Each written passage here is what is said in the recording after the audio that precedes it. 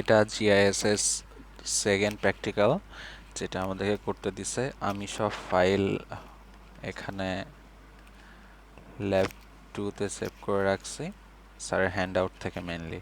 তো হ্যান্ড আউটটা একবার ওপেন করি। ওপেন করলে এখানে এই যে এই লিঙ্ক থেকে ডেটাগুলো ডাউনলোড দিচ্ছি, তারপর এটাতে আমার আপলোড করা লাগবে। তো ফার্স্টে আমার জিআইএস ডেটাকে এক্সপ্লোর করতে বলছে দেখার জন্য। তো কোঅর্ডিনেটেড সিস্টেম এটা একদম ইজি।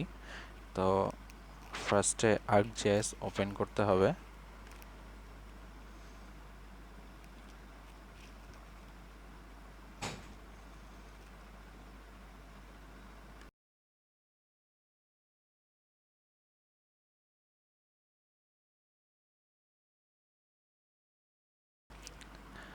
ArcGIS ওপেন করে আমাদের এখানে দেখি একবার কি বলছে। File, map, document, path name, এটা ওপেন করতে হবে। তো একটা ফাইল ওপেন করতে হবে, যেটা হলো অ্যাড করি। এটা আগেই ক্রিয়েট করে ফেলছি রেজাল্টে। Data, data, shape file. এখানে সবগুলো আমি যদি ওপেন করি, সবগুলো সিলেক্ট করে অ্যাড করলে আমার যে সবগুলো ডেটা ওপেন হয়েছে। তো এখানে আমার প্রতিবার সেভ করার সময় এই ডকুমেন্ট প্রপার্টিজে গিয়ে পাথ নেমটা ক্লিক করে নিতে হবে। তো ক্লিক করে এখানে ওকে দিয়ে রাখলে তারপর এখন যদি একটা একটা করে আলাদা করে দেখা যাবে। একটা নিউটন ক্রিকটা হলো লাইন। এখানে আছে কি কি টাইপ, লাইন, পলিলাইন আর হলো ডট মানে পয়েন্ট। তো এখানে প্রপার্টিজ দেখা যায় স্যাম্পলিং সাইটের ক্ষেত্রে। যদি আমি ওপেন অ্যাট্রিবিউট টেবিলে আসি তাহলে আমি দেখতে পারবো যে কোন পয়েন্টে কোনটা কি আছে। তো আমি যদি একটা পয়েন্ট সিলেক্ট করি, 1 নম্বর পয়েন্ট এটার অ্যাট্রিবিউট লংগিটিউড, ল্যাটিটিউড, পিএইচ, এখানে এটা নদী একটা, সেজন্য পিএইচ কত, এগুলো সব দেখা যাচ্ছে। তো এই ফাইলটা ল্যাব এ ল্যাব 2 এ নামে সেভ করা লাগবে। এটা আমি অলরেডি করে ফেলাইছি। তো এটা আছে যে আমার রেজাল্টে, এই যে ল্যাব 2 এ যেটা, এটা হলো ওই ডেটাটা। এটা একটা কাজ। সেকেন্ডটার ক্ষেত্রে আমি আবার ওপেন করি ArcGIS।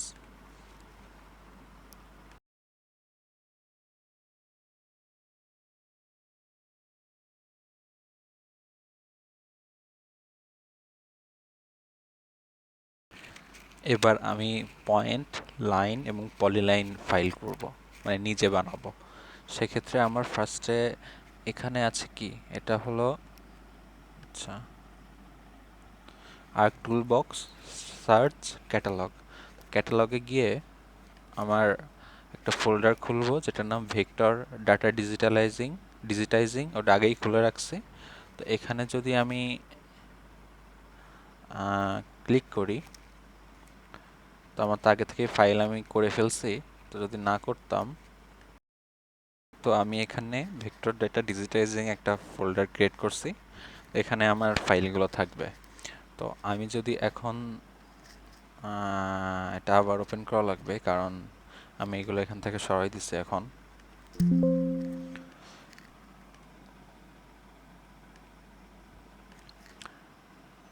তো আমার এখান থেকে আমি এটা টুলবক্স একটা আছে না, এটা সিলেক্ট করলে যে ক্যাটালগ ওপেন হয়েছে।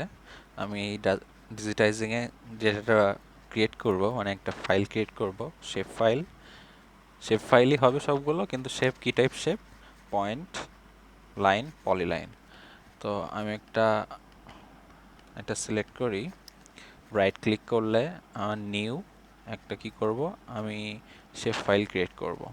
তো শেপ ফাইলের আমার নাম কি দেওয়া লাগবে, আমার এখানে দেওয়া আছে হ্যান্ড আউটে। তো আমার দেওয়া লাগবে হলো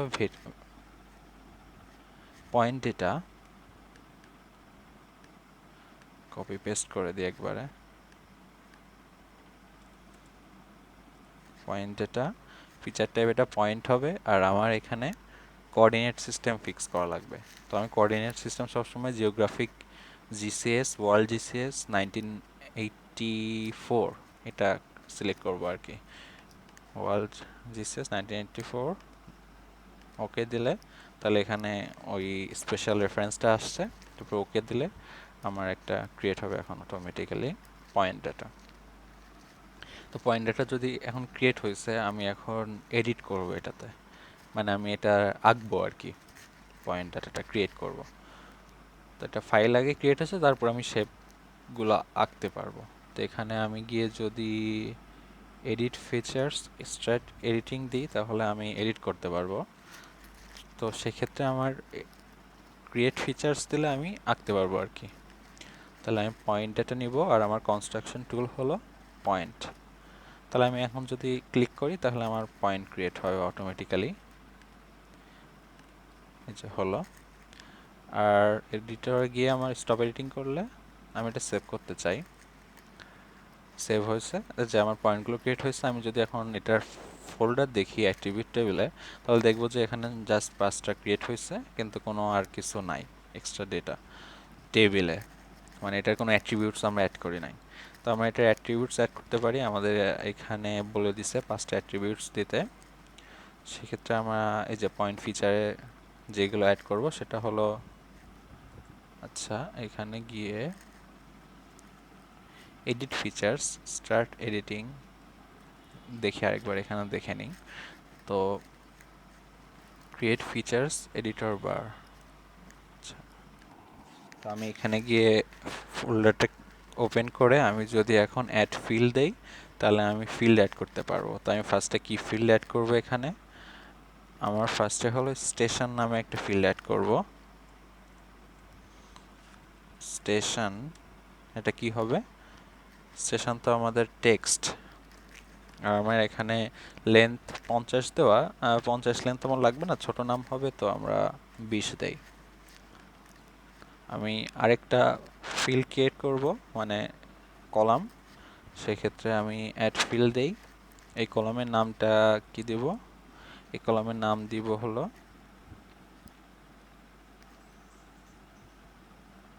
এস্টাবলিশড ইয়ার, মানে কত সালে স্টেশনগুলো এস্টাবলিশড হয়েছে সেটা। এটা কি হবে? শর্ট ইন্টিজার হবে।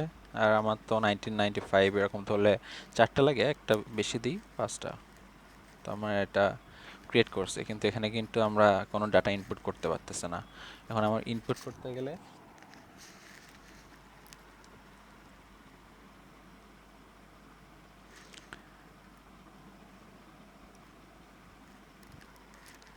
এখন আমার ওটা এডিট করা লাগবে। তো আমি এটা ওপেন করি অ্যাট্রিবিউট টেবিলটা। আমি স্টেশনে এখানে নাম দেব, আর এস্টাবলিশড ইয়ারটা অ্যাড করব। সেক্ষেত্রে আমার কি করা লাগবে? এখানে গিয়ে এডিট ফিচার্সে গিয়ে যদি আমি স্টার্ট এডিটিং দেই, তাহলে আমি এখানে এডিটটা করতে পারতেছি। তো আমাদের কি নাম দিতে বলছে? স্টেশন 1 2 এভাবে 5 পর্যন্ত। তাহলে এখানে ক্লিক করে স্টেশন 1, আচ্ছা কপি পেস্ট করে দিই জাস্ট।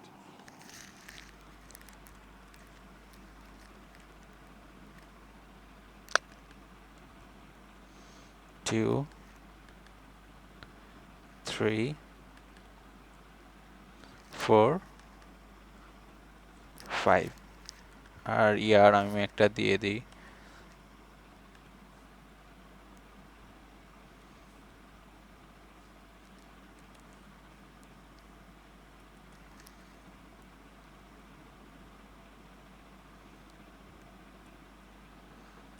আচ্ছা, এটা দিলাম। দিয়ে আমার এখানে কাজ শেষ। এটা হলো আমি একটা শেপ ফাইল করলাম পয়েন্ট ডাটা। তাহলে আমি যদি এটা স্টপ এডিটিং দেই, তাহলে আমি সেভ করে দিলে সেভ হয়ে থাকলো। তাহলে এখন যদি আমি প্রতিটা এখানে পয়েন্টের জন্য আমি ইনফরমেশনগুলো পাচ্ছি। পয়েন্ট এখানে সিলেক্ট করে যে এই পয়েন্টটা হলো স্টেশন 1 1955-এ এভাবে হয়েছে আর কি। ঠিক আছে, আমার পয়েন্টটা তাহলে ক্লিয়ার। এখন যদি আমি পয়েন্ট ডাটা আগে করছি, আমি এবার করতে চাচ্ছি হলো লাইন ডাটা। তো লাইন ডাটা করতে গেলে আমার সেম ভাবে আবার এখান থেকে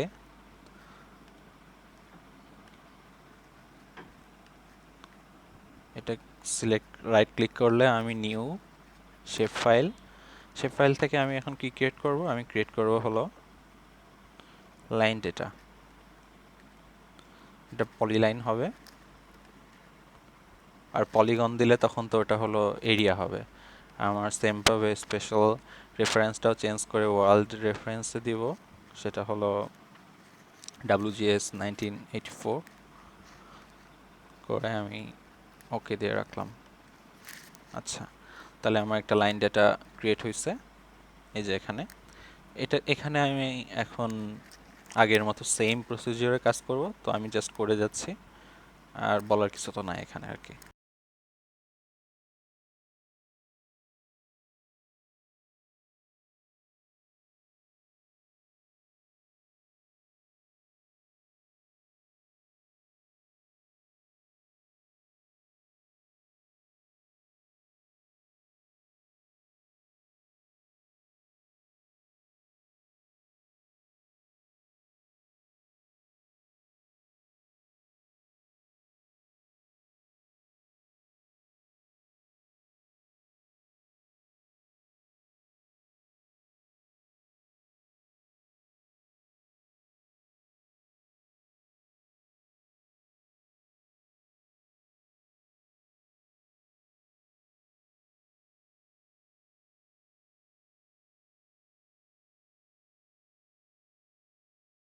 এখানে একটা জিনিস হলো, ফার্স্ট লাইন থেকে সেকেন্ড লাইনে গেছি, থার্ড লাইন ফোর্থ লাইনের এন্ড করতে গেলে ডাবল ক্লিক করলে এখানে হয়ে যাচ্ছে আর কি। সাপোজ, আচ্ছা না থাক, এটা এরকমই থাক, জাস্ট ডাবল ক্লিক করলেই ফিনিশ হয়ে যাচ্ছে আমার লাইনটা।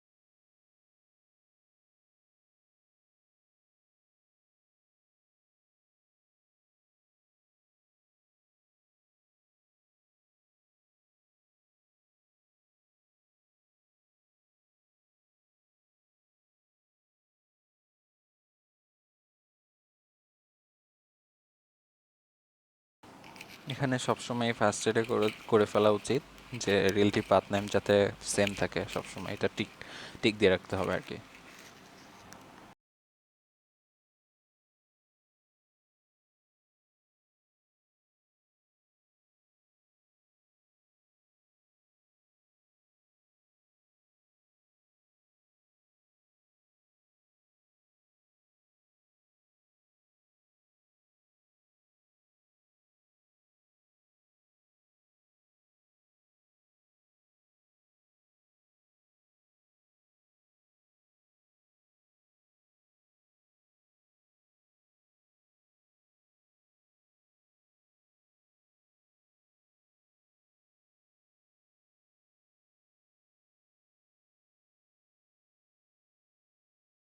তাহলে আমরা এখানে একটা তিনটা শেপ ফাইল আছে, পয়েন্ট ডেটা, লাইন ডেটা এবং এরিয়া ডেটা নিয়ে। তো পয়েন্ট ডেটাতে আমি ভ্যালুগুলো অ্যাড করছি, লাইন ডেটা আর এরিয়াতে অ্যাড করি নাই, কারণ স্যার এখানে হ্যান্ড আউটে বলছে যে জাস্ট এটাকে আমি lab2b.mxd এই ফাইল নামে সেভ করবো আর কি।